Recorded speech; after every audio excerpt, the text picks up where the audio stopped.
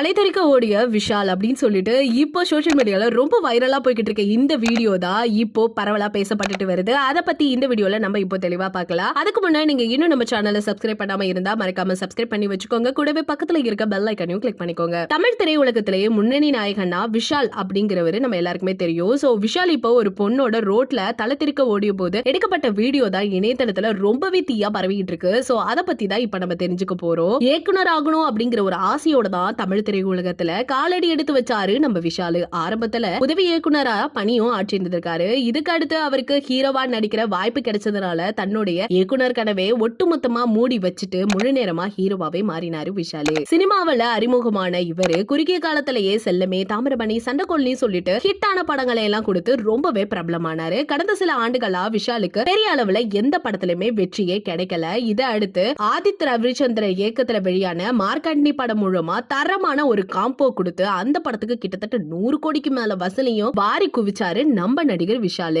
அவர் நடிப்புல வெளியாகி 100 கோடிக்கு மேல வசூலித்த முதல் படம் அப்படின்னு சொன்னாலே நம்ம என்ன சொல்லுவோம், மார்க்கண்டி படத்தை தான் சொல்லுவோம். இதெல்லாமே செம சந்தோஷத்துல இருக்கிற நிலையில இப்போ ஒரு சம்பவம் நடந்திருக்கு. கிறிஸ்துமஸ் மற்றும் புத்தாண்டு விடுமுறையில கொண்டாடுறதுக்காக அமெரிக்காவுக்கு சுற்றுலா சென்றிருந்த நடிகை விஷால் அங்குள்ள நியூயார்க் நகரத்துல இளம்பெண் ஒருவரோட சாலையில நடந்து சென்றிருக்காரு.